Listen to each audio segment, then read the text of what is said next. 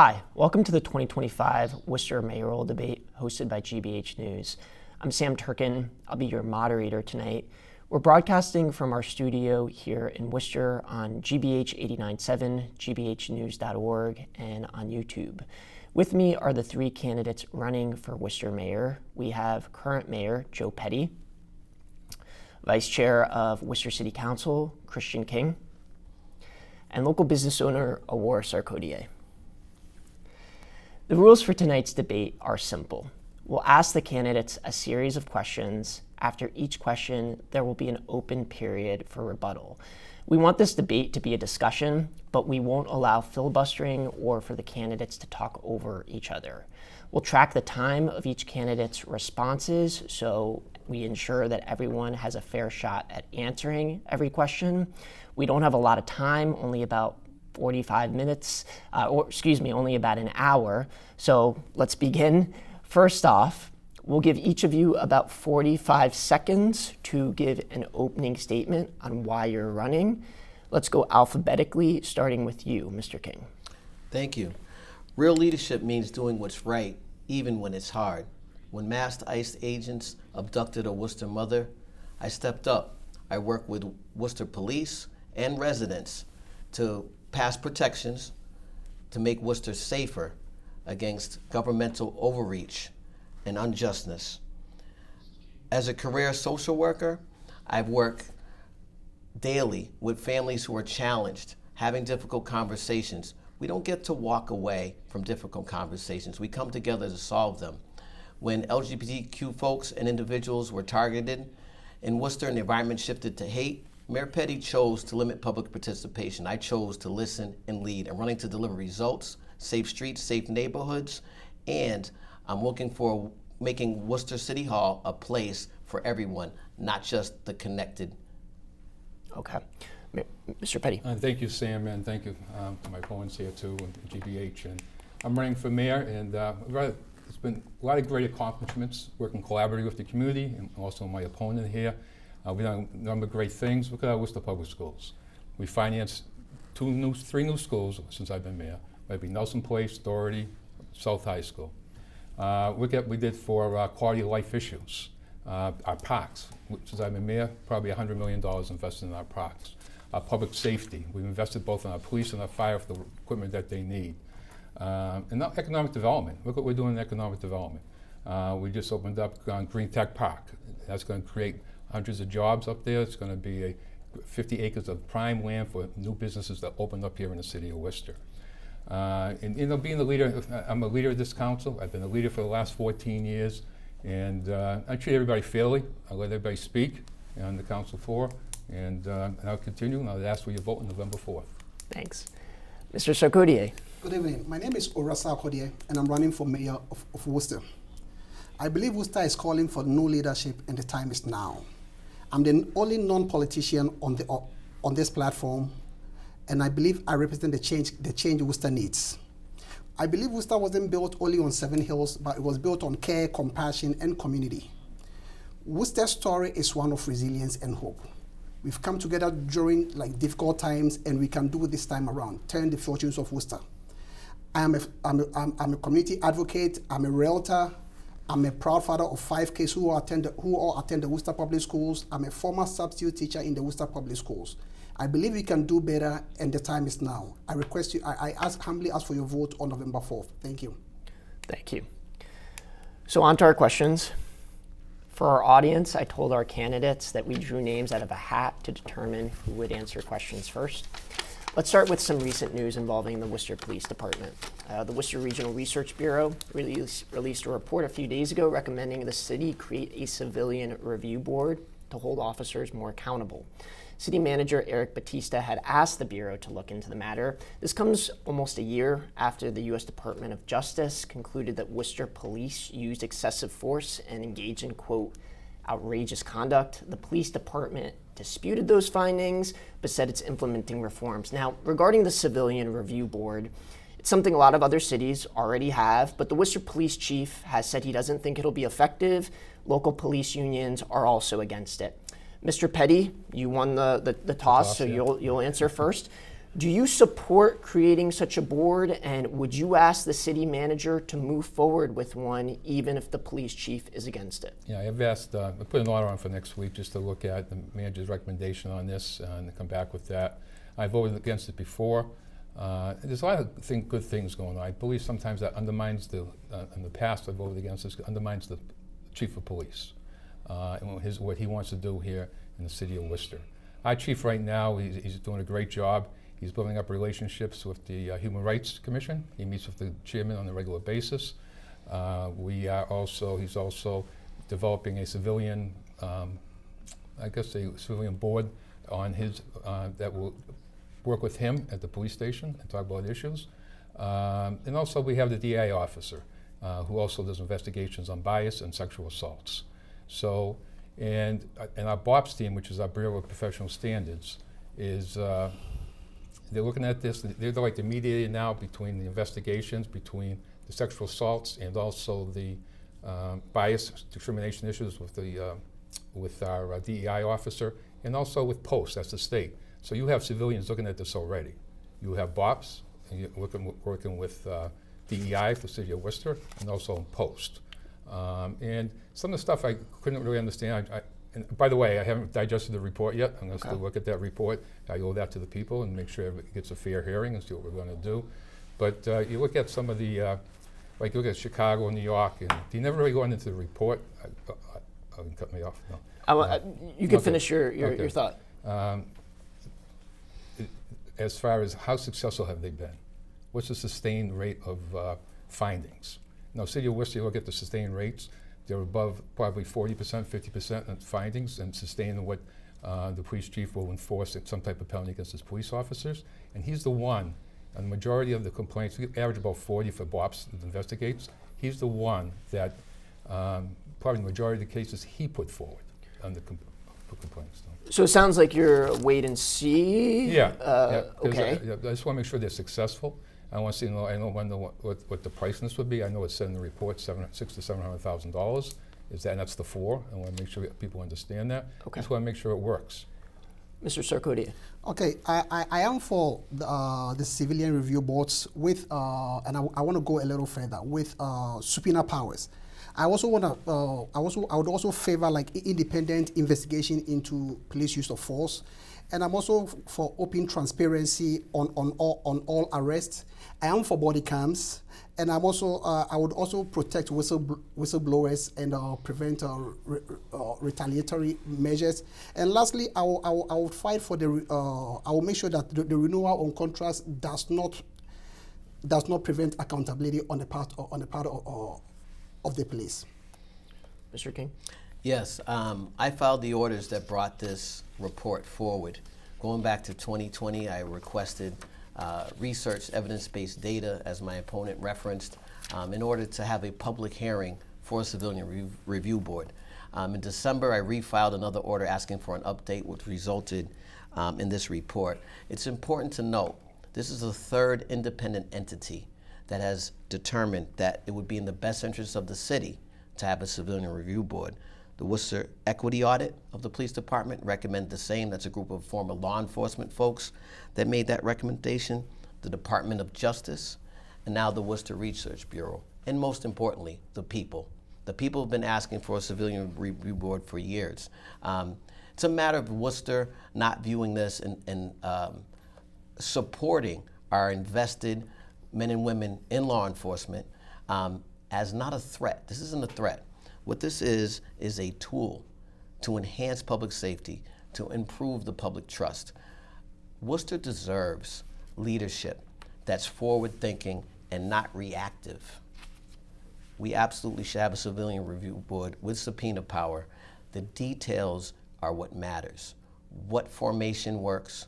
What will it look like? We already have a civilian review and oversight in the Human Rights Commission, but what we've seen there is a lack of follow-through from the administration on a number of their recommendations. In fact, there was also, the city recommended that they cease to a degree or another their oversight.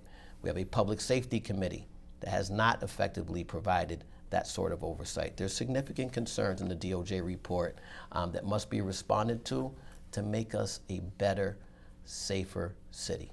I have another question regarding the police department, and I'll go to you first, Mr. Sarkodieh. Many residents say community trust in the police department is at an all-time low. That's after the Eureka Street incident in May, in which local police arrested a couple people who were protesting an ICE operation, have since charged a Worcester City Councilor. How would you work to improve the community's relations with the police department? Okay, I think trust is a very important issue, and the police, the community has to trust the police in order to call them for or even request their services. What I intend to do is I'm going to make sure we have more community policing in Worcester, and most importantly, I would also fight for the hiring of local police from Worcester among Worcester residents. It's better to have police officers who are from Worcester, who knows Worcester, who understands the demographics in Worcester, as opposed to hiring from outside. So I also make sure that we can have like more partnerships, getting to make sure that our police attend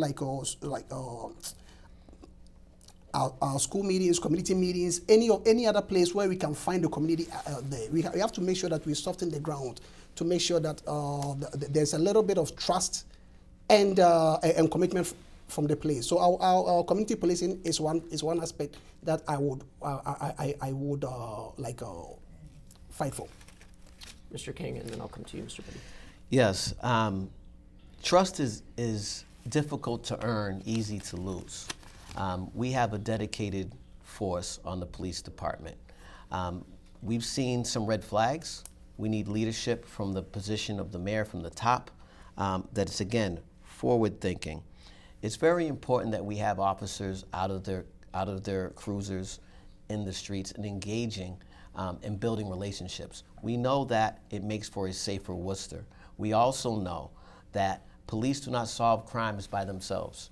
It takes residents. It takes participation. This requires enhanced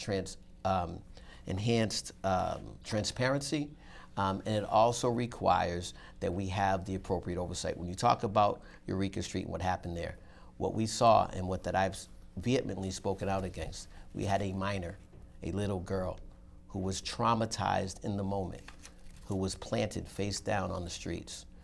And we should make sure, and I led on this, and that's why we have a social worker co-response team. We also need to have dedicated Worcester police officers that are trained in juvenile matters. We used to have a juvenile division that morphed into the gang unit. We need to bring back that juvenile division and have a specialty.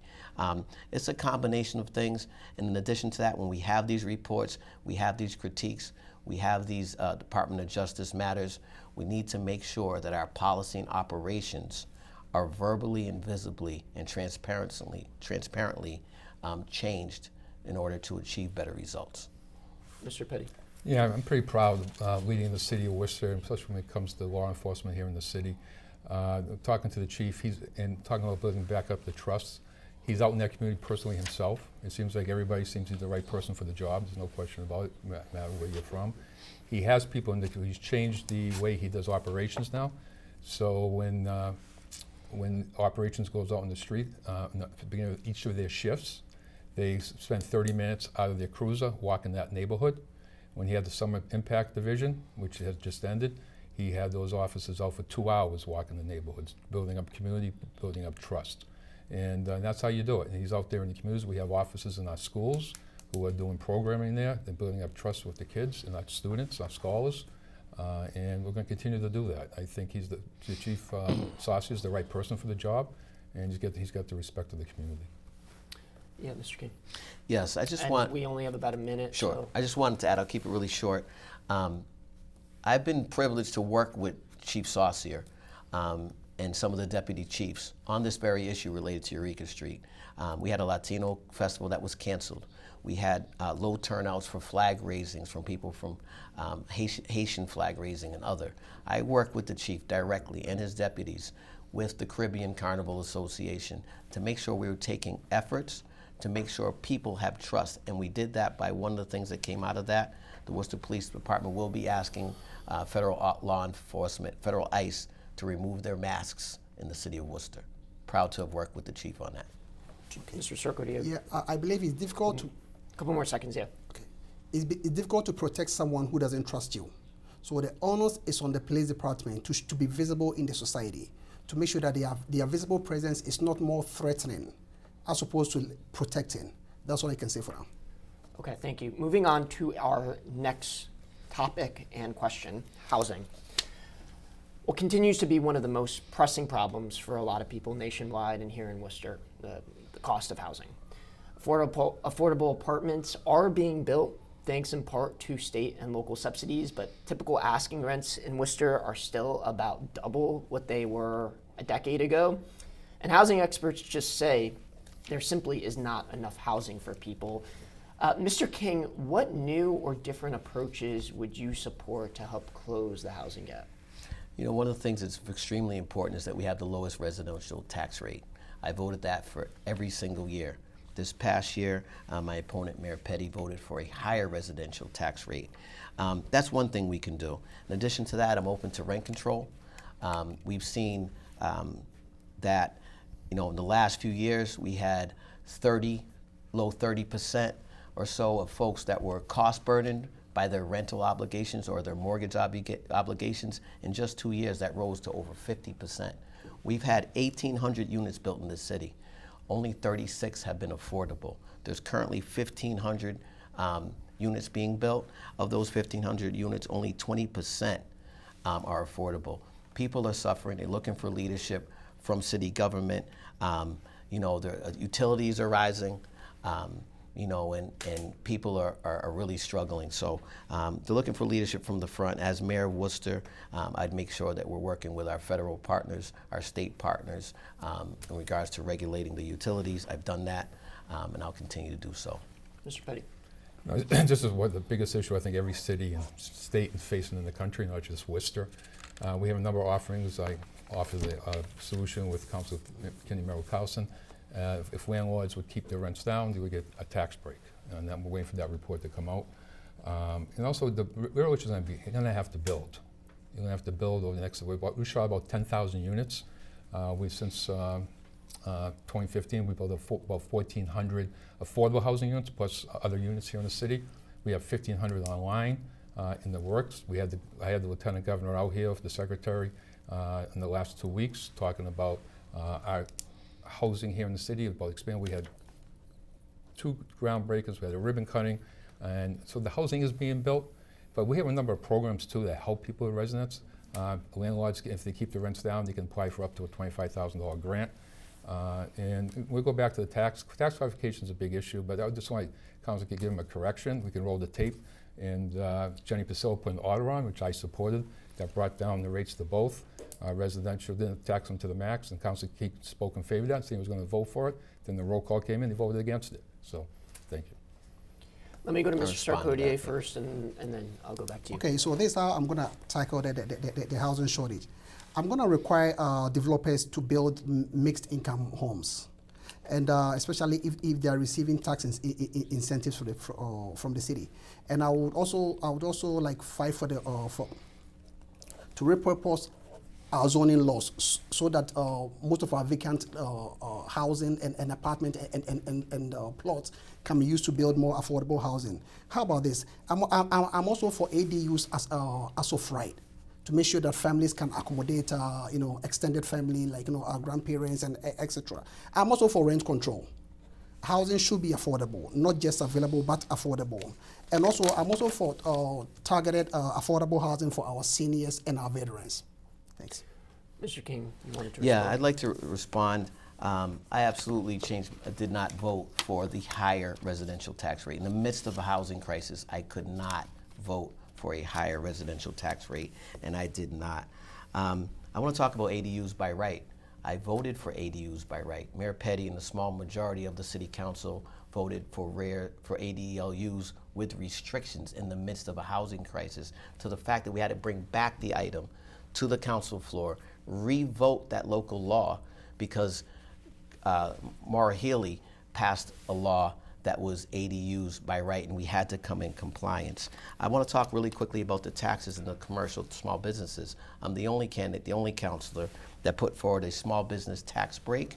for personal property exemptions. That's before the council right now. Why? Because local businesses need a local workforce, and people can't afford to live here, then they can't have work here. So the small businesses, there's a trickle-down effect. We have to do everything that we can, for those very small businesses with $10,000 in personal property exemption. And that's the leadership that I'll continue to bring, not just taking account for things that the manager does and we do in tandem as colleagues, but also pushing forward with initiative and coming up with solutions. Yes. No, I just want to respond to some of this. The ADUs are so important. What we got to focus on is middle housing too, not just low income, not just higher income housing here in the city of Worcester, but middle income. And the ADUs can do that. You can build up density in the neighborhoods and also make it a very diverse neighborhood by using these ADUs, up to 900 square feet. But you don't want to change the neighborhood either. That's why we put some restrictions in here, and to make sure the neighborhood doesn't change dramatically, but it also allows for housing to be built on a quick basis. We're going to stick to this topic somewhat, but first off, I just want to note for our listeners on GBH 89.7, you're listening to the Worcester mayoral debate hosted by GBH News. We're here with candidates Joe Petty, Khrystian King, and Owura Sarkodieh. This next question, like I said, also involves housing, but focuses more on homelessness. According to data from the Central Massachusetts Housing Alliance, the city's homeless population has gone up 4 years in a row now. Many folks who are homeless say there's nowhere for them to go because of a lack of safe shelter space across the city. For you, Mr. Sarkodieh, how should Worcester try to stem what has been an annual rise in homelessness and ensure that people have a safe place to stay at night? Okay, I believe homelessness is no longer an economic issue, but a moral issue. And I see no reason why anyone who works a 40-hour job should be priced out or kicked out of their homes. I believe we can tackle it or we can prevent it or even soften the impact as opposed to tackling it head on. So we can work on rent control. We can also make sure that what causes homelessness. How about, let's say, the mental health aspect? We can provide more mental health support and social services for homeowners. And I'm for mandatory temporary housing with mandatory treatment. So that if we have some element of let's say mental health, that could be dealt with. I also believe we can build more housing. We can expand it. We have so many vacant lots and so many properties around that are unused. We can convert them into affordable housing, low income housing for Worcester residents. Thanks. Mr. Petty. Yeah. This is another big issue that we're trying to face here in the city of Worcester. I provided leadership on this issue. We meet with the social service agencies on a regular basis who are out there trying to address the unhoused here in the city of Worcester. We have a quality of life team that goes out and tries to assist and try to get people off the streets into housing if they can find it. Right now we're doing supportive housing here in the city of Worcester. We just, hopefully on Claremont Street, that will open up in the next year. Which is 4 units, but small. But on Lincoln Street, we have 90 units. They're waiting for financing for supportive housing. That's the next step up after being on the street here in the city of Worcester. And it's pretty much out of balance right now, too. You see the rise in homelessness. Elderly is the next group of people on the rise here as far as being unhoused here, not just here in the city, but across the country. So what I'm going to do is call for a meeting between all the leaders of Central Massachusetts, and because we need help. All these people are not from Worcester. They're coming in from the Central Mass area or other parts of the state or other parts of the country. And we should make this a state issue along with making it a county issue, that we can work cooperatively together. Now, we have the resources, where some of the towns do not. But at the same time, we need their help and we need their expertise and how we can handle this going forward. Yeah. Sure. This is a human rights issue, and we are in a crisis. I'm a frontline social worker for 30 years in the city, and I'm very familiar with the systemic shortcomings that bring us to where we are. But we need public bathrooms for dignity in our parks, in our downtown areas. We also need to support, to the best that we can, fighting for our fair share of funding. As mentioned, people do come from outside of Worcester. As mayor, one of the first things I'll do is I'll work with other gateway cities to go to the State House and get our fair share, because there's not shelters out in these rural communities. There's not services, there's not public transportation. They're coming here to the city of Worcester. I challenged the city manager a couple of months ago. We know that federal funding is decreasing. We know that state funding is decreasing. What can we control? Well, we can fight for our fair share, but the other thing that we can do with regards to homelessness is I challenge the city manager to fund our health and human service departments, the lowest funded department in the city, without increasing the tax levy. Look at our vacancy factors, which is millions of dollars. Take a look at reorganizing and increasing social workers and outreach workers from the city side through a reorg. Let's take a look at overtime and tighten it up. We can at the very least do that while we continue to fight for our fair share of funding, and that's something that I'm committed to do. Okay, Yeah, Mr. Sarkodieh. to add a little bit to what my colleagues are saying, I believe that the vast majority of our homeless folks, like being like seniors and our veterans, we can tighten more like tenant protection measures to make sure that the eviction process is legal, is fair, equitable, and humane. So we can provide more legal aid. And what is the essence of giving aid and assistance when residents don't know like how to assess them? Worcester needs a mayor who can walk down the street under the bridge and tell them, hey, you know what, there are these resources out there. If they hear from the mayor, they are more likely to take it, as opposed to not even most of our homeless folks don't even attend community meetings. They don't know what resources are available to them. We need a vibrant mayor who can step down under the bridge and tell them, hey, Joe, we have this, we can do this, we can do this for you. These are the supports and services available to you. Thanks. Yeah. The best course of action is to make sure that we're not trying to arrest our way out of the situation. We cannot criminalize the homeless. Our business folks, our regular residents here, they're looking for something. Again, increasing outreach workers visibly, making sure that we have more social workers on the city side without increasing the tax levy goes a long way. I know that the mayor's office and others have been in discussion about local ordinances in response to outlawing some aspects of the folks that are unsheltered. We cannot do that. We have to invest our money in resources, services, and fighting for what we can get on the state level. Okay. Yeah, Mr. Pitt. I just, I'm not sure, I'm not saying it's wrong, but more social workers on the city payroll, it's going to cost money, no question about that, or it's going to be replaced with other services that we provide the city. What happens when there's not enough social workers is the problem. So if we hire more, it's going to come from the people doing the work in the private social workers here. We're doing the work right now, and we just hire those away from people doing that. What we need is housing. We need supportive housing, the next step up. And that's what we've been working on. Unfortunately, with the climate today and economic development, the interest rates has sort of slowed some of our process down. But working with the state, they have a $5 billion bond bill that we're working with them on and investing here in the city of Worcester. Well, let me follow up about the second part of my question for the three of you, and I got to move on soon, so quickly. Safe shelter space. That's been a complaint that their shelters have closed in recent years. There's nowhere for folks to go. Encampments, they get into trouble for that, yeah. Right? So where are folks supposed to go? What would you do as mayor to help them?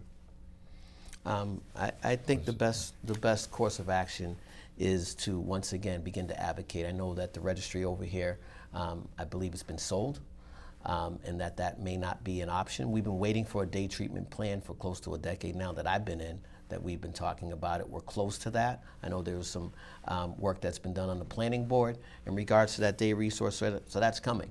Housing first absolutely is always the first option. We have to have an interim plan. That interim plan is to focus on municipal government and reorganize. And I'll contend with what my colleague and opponent just said. It will not cost the city additional money if we tighten up our vacancy factors that we fund for. If we look at contingency funding, if we look at a reorganization and overtime. So there's a way to do that. And as mayor, one of the first things I would do is advocate for additional resources. We have to move, but Mr. Petty, No, you but wanted be to- real quick. That's what, as a mayor, that we've been trying to do, advocating for resources, and we continue to do that. Now we have a co-ed shelter on off of Chandler Street. We have the SMOC up on the Old City Hospital, and we have a women's shelter. So there's a lot of shelters, but it's not enough here in the city. So we need more funding, more workers, more buildings, really, in order to accommodate this. I want to turn now to our next question. Did you want to say something real quickly? I just briefly wanted to say that safe shelter spaces could be brought back, but with dignity. What's the essence of providing shelter for someone, for people like in a substandard shelter? So we could also expand it and also help make sure that mandatory treatment is also given them wherever possible. Okay, funding has already come up a couple times in this debate. Obviously, under the Trump administration, funding from the federal government for states and cities is hard to come by.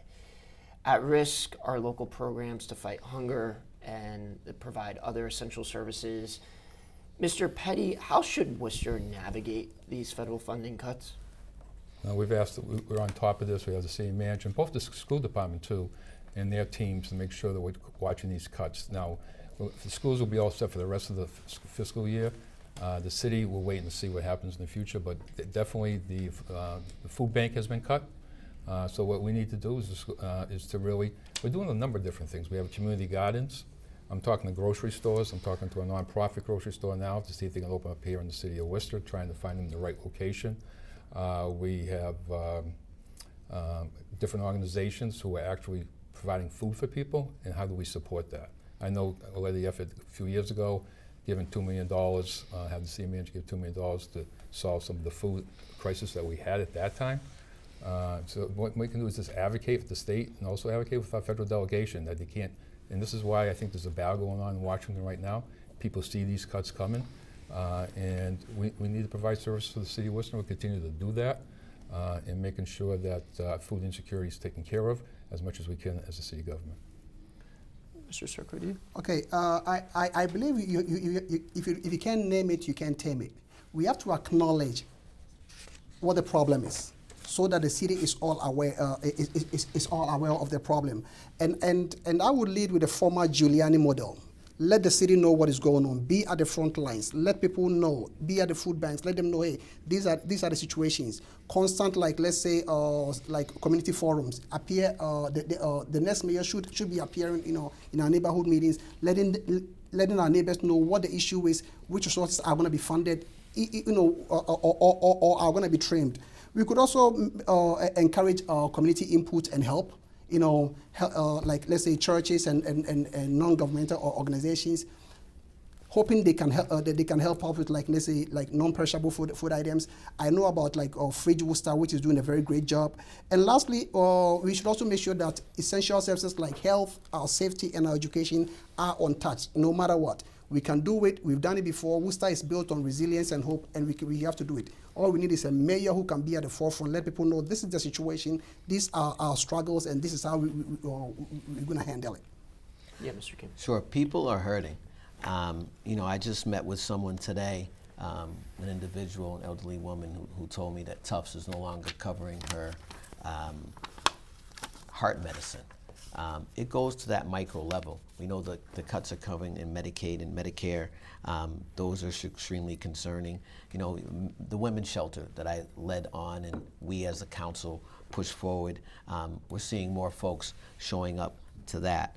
I think advocacy, as folks have mentioned, is extremely important. It's got to be done transparently. I'm honored to have been endorsed by Senator Kennedy, Representative O'Day, Representative Keefe, who have the confidence in me to advocate on the city level for our fair share. We have a fair share amendment. We are the second largest city in New England and in the Commonwealth, and there's millions of dollars available for transportation, for education. Are we getting our fair share? Are we getting our fair share of support for dealing with the populations that we're dealing with? I'm ready to advocate for that. These cuts are coming. And it's a matter of us coming together as a city, as a city council, along with the city manager, to strategize. Let's give credit where credit's due. I'll acknowledge the mayor has worked with the private sector over the years on a number of these issues. It's a matter of, I think, myself as mayor coming out and working with evidence-based research. What is it that we can do? The one thing we can do is stick together and fight for what's ours. And that's what I've done in the past. I'll do that again in the future, whether it be COVID. I led the city during COVID when people were hurting and couldn't leave their homes, and whether it be food insecurity, whether it be their jobs and economic development. I was part of the city and we had huge layoffs back in the late 2000s. And this would be another issue that I would address. I think I have the confidence of people. I bring people together to make sure that we work together, to make sure we solve these issues as a community, and making sure that people do not go to bed hungry. And I think working with Councilor King and anybody else who's going to be in the council, we'll get that done as a council, because I think we're all on the same page on that. Yeah, and I just want to follow up about something real quickly that came up regarding people's health insurance, Yes. food assistance benefits Yeah. being cut. Can you explain how much Worcester can do, how much local government can do to blunt those impacts for people? Okay, let me briefly touch the previous question too. So we could tap into our city emergency fund if we have any, to sustain those cuts. So how about this, collaborating with other cities and towns who are pretty much going through the same thing, to see how they've dealt with it and how best we can do. If there are any other external resources, we should understand that our strength as a city lies in our resilience in difficult times as this, and that's why we need a strong mayor who can reach out of state, outside the bucket, and bring people together. So what we could do is we could also work with other states and other federal or state agencies to fight it on the legal front. Whichever cuts are coming, we can fight on the legal front together. We should collaborate. This is every city and town is going to feel the impact. So we need a mayor who can reach across the aisle, across their political spectrum, and talk to people and be like, how do we handle this? And hopefully, Worcester can get out of it. I think. Okay. No, Mr. Petty. Okay. This is something we've worked on in the past. We have an infrastructure in place for this. We have the Family Health Center. We have the Emily Kennedy Health Center that can be an assistance in this, especially people who do not have health insurance. That we also have state law, which is going to state said they're going to still provide their health insurance on an ongoing basis, not understand the complete Medicaid cuts that are coming down the line. And also we have these health centers that are in churches too. How do we get them the resources they need if it expands? They're in high demand now, and so how do we work together as a community and to make sure that people who need health services, that they get it? And I think we have the infrastructure in place to do it, but I'm not sure how big this will get at the end of the day. Real quickly, yeah. Sure. All politics are local. Now, we've had some disagreement about that on the council floor, but this is a prime example of that touching individual residents. We can advocate, as mentioned, on the council floor to our delegation, to the feds, for what we need. But in addition to that, all of the things that are being touched, the Kennedy Center, the local resources, the food, the food pantries, all those things are decreasing, and we know tough times are coming. We have to pull together. It's going to be on an individual basis. It's going to be the businesses. It's going to be the churches. It's going to be those community centers. We're going to have to all pull together as one in order to get through this. And we also know there's going to be most likely an uptick in crime, an uptick in behaviors that we have to respond to, and we have to respond to them in a humane way that keeps the public safe. I just want to note for folks tuning in, you're listening to the Worcester mayoral debate hosted by GBH News. We're here with candidates Joe Petty, Khrystian King, Owura, Sarkodieh. Moving on to our next question, city services. What do you make of the quality of Worcester's city services? I ask that because there are certain issues that people regularly complain to me about. Snow removal, trash on streets and sidewalks in neighborhoods, poor road and sidewalk conditions. What would you do as mayor to address some of these long-standing concerns? Mr. King, I'll come to you. Mr. Sarkodieh. Okay, I believe for me, like doing my door-to-door thing, one of the concerns people bring about is the subpar rate at which our roads are repaved and our trash are removed. Also, one of the greatest concerns, there's not enough information out there for residents to know when their trash is going to be picked, especially after holidays or after like a snowstorm or something like that. And in fact, some residents complain, let's say for 1 week or so, there was no trash removal, and they picked on a different day. So I believe it's more about education, making sure that residents do have it, access to city hall to check on when and how things are going to be done. We're talking about the sidewalks is something that residents are complaining. How about street lighting? It all boils down to safety. We need more street lights. We need to make sure that because people don't feel safe, and these are all tied to the city services. So these are things that as mayor, I'm going to be working on, making sure I engage the public to make them know, hey, these are the services available to you. Always give them a call. We don't only call them during election time. Call them after elections. That's where we really understand their concerns to feel like, hey, you know what, these are my concerns. These are what we can do for you too.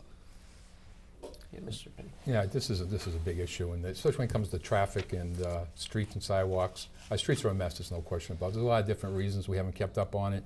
We have utility companies that come in, dig up the streets, and especially if there's a major investment here in the city and you don't pave them right. And I know Councilor Russell, who runs the DPW committee, is on top of them to make sure these streets are paved correctly after they're opened up.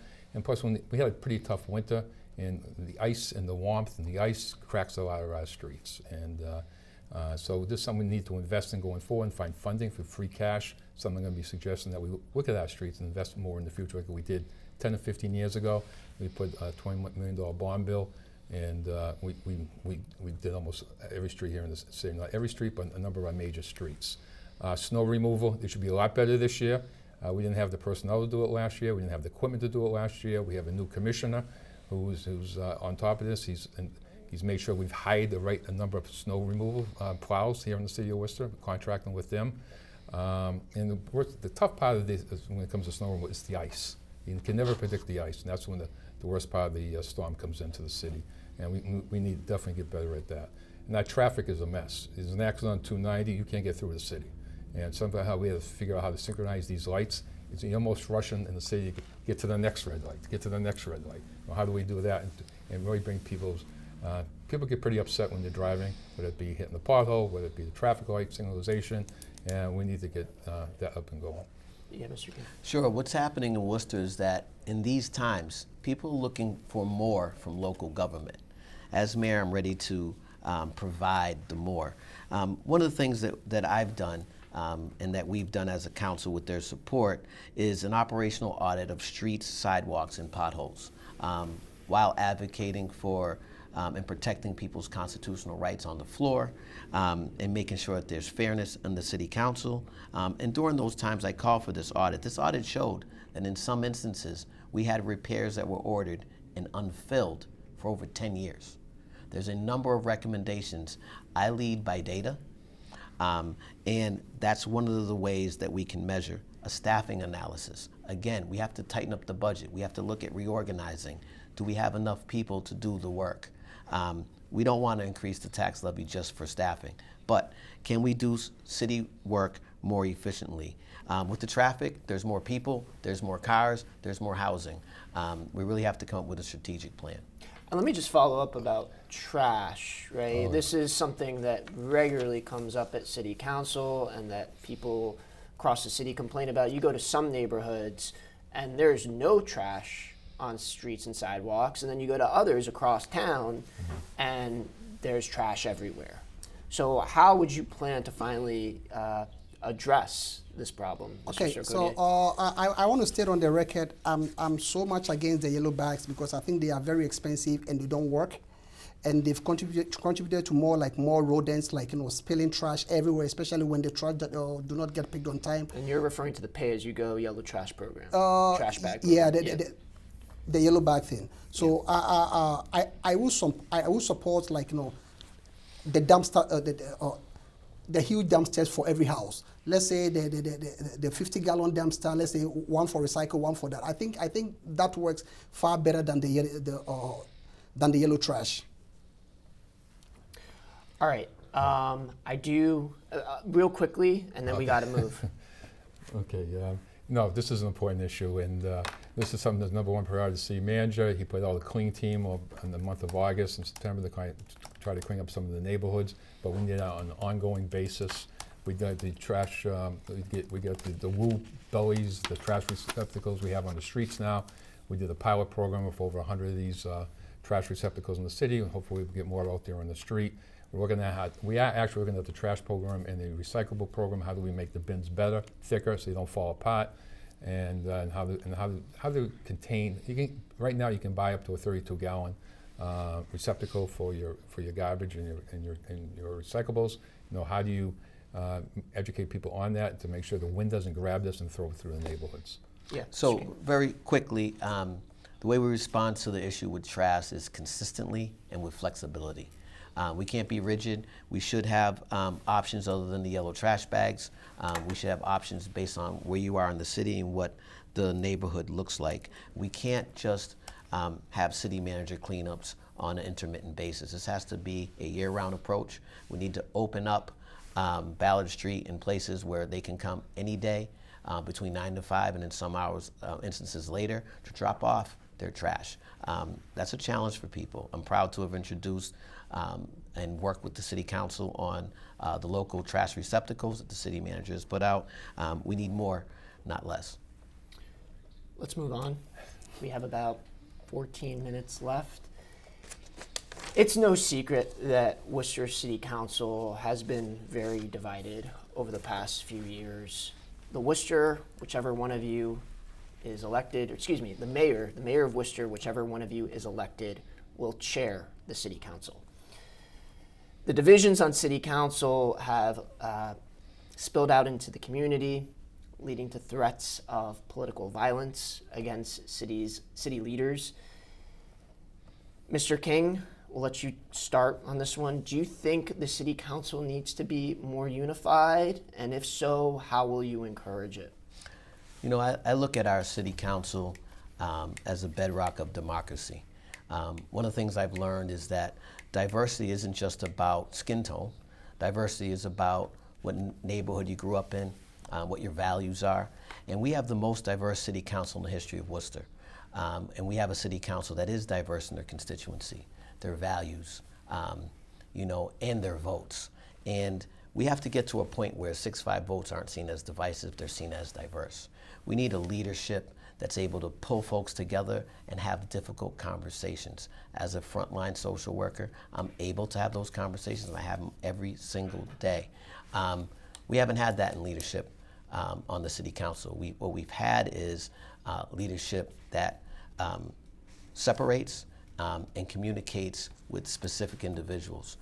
As mayor of Worcester, I'll make sure no matter what the issue is, that I'm able to reach out and to have those discussions. I think what we've seen, I know what we've seen in our best course of action with the public that comes in, expressing their voices, is that we also need to be able to have those relationships to make sure that we're not making decisions to stop government. I've been part and parcel of bomb threats. I've had the police at my house.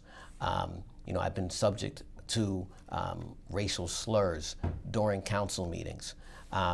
And my colleague Mayor Petty has been verbally attacked as well. And we don't stand for any of that.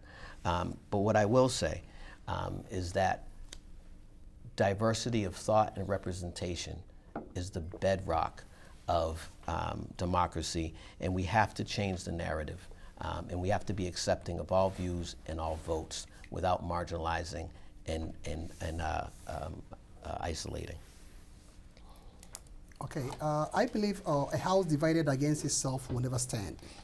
But on the other side too, that's the beauty of our democracy. Ambition should always counter ambition. We are a nation of laws, and as such, all we expect is that we approach it in a healthy manner. So I think it's healthy to have divergent opinions at the city council always. divergence, and out of that we can pull out, what works best for the city. So as the mayor, I promise to reach across the aisle, not just to listen to those who agree or side with me or who voted with me, but those who voted against me. I think the next mayor can lead in that direction and hopefully unify the city council. As opposed to, let's say, if you didn't vote for me, I'm not going to talk to you about this issue. The mayor should be a unifying figure, not be seen as very political. It should be an apolitical role, and I believe that the next mayor can play a very meaningful role in unifying the city council. Yeah, and this is an important issue. I think these things have changed, I think, dramatically for the positive, especially over the last few months, and trying to work that. It's all right to have a 6-5 vote. You like to be 11-0 sometimes, but sometimes that's not the case. It's about communication. It's about bringing the people together.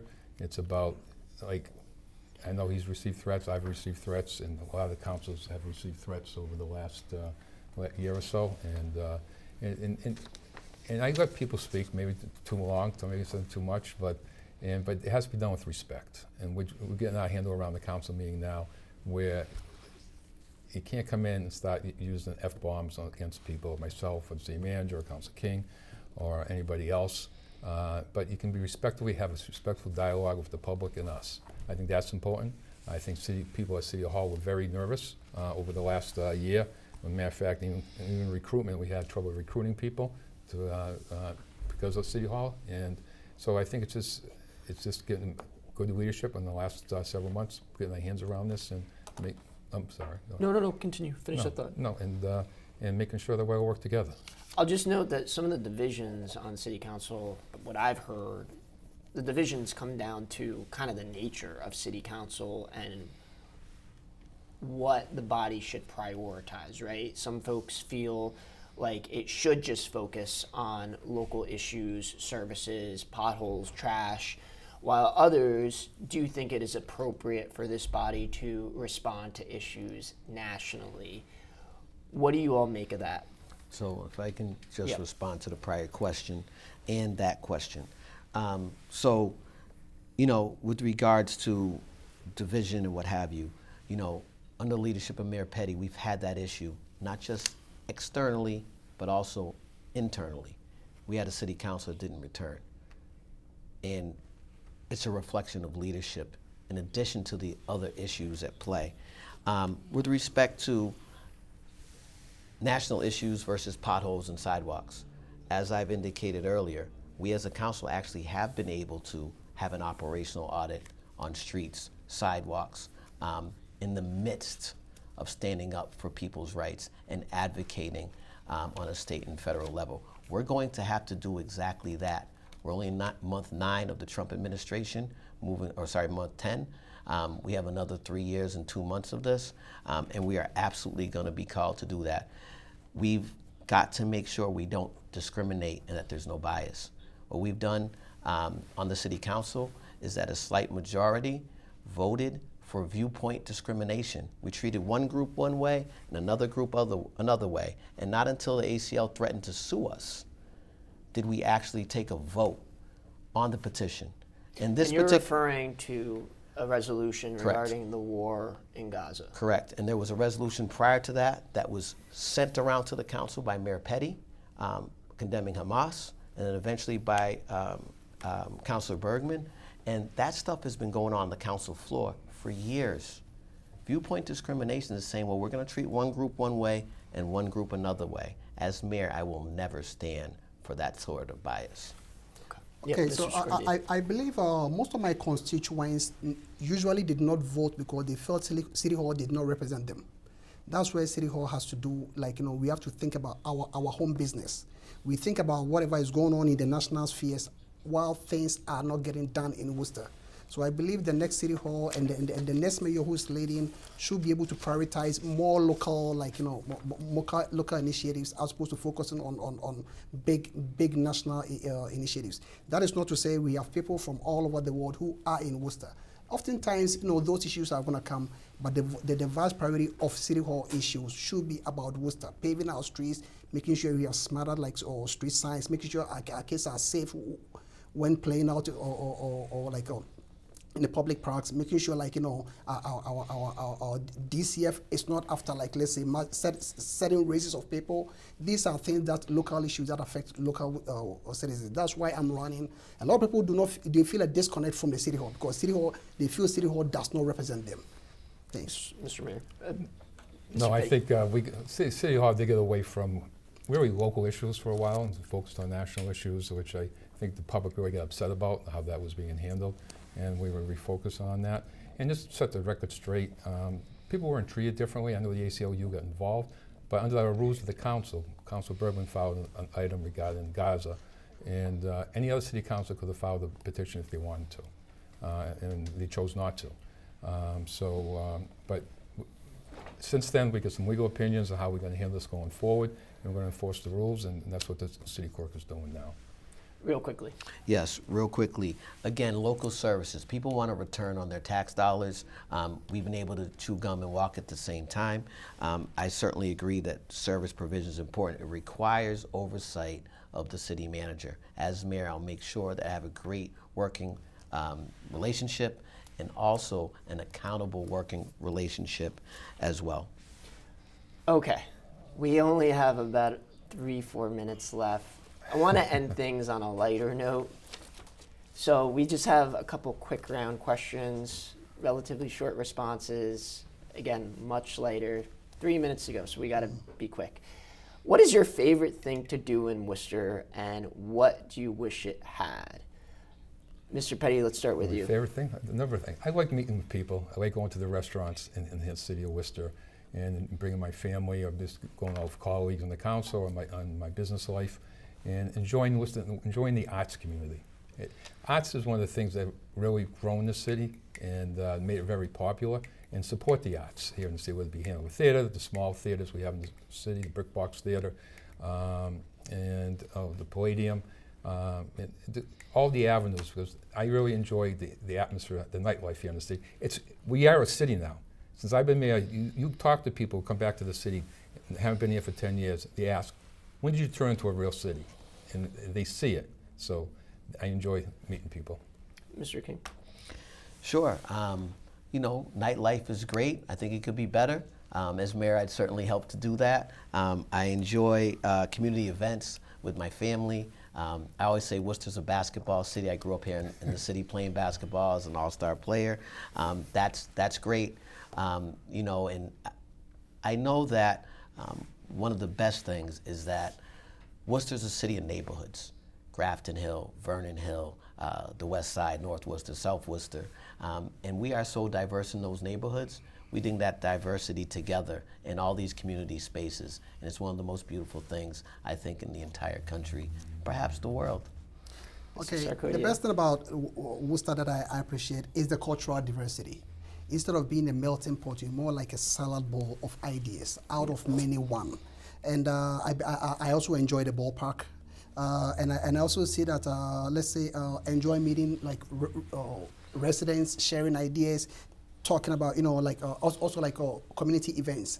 I believe Worcester is, is moving in a somewhat like positive direction, but we need more. We need a mayor who can relate more to the local constituents, not just show up during parties or funerals, but show up in our regular lives. Make sure that City Hall is more like retailable. Thank you. Okay. That will conclude our 2025 Worcester mayoral debate hosted by GBH. Again, we had current mayor Joe Petty, current vice chair of Worcester City Council Khrystian King, and local business owner Owura Sarkodieh. Thank you all so much for being here. For our listeners and viewers, the last day to register to vote in Worcester is October 24th. Just take note of that. Early voting runs from the 25th to the 31st. Election day is November 4th. Go vote. Thank you so much. Thank you.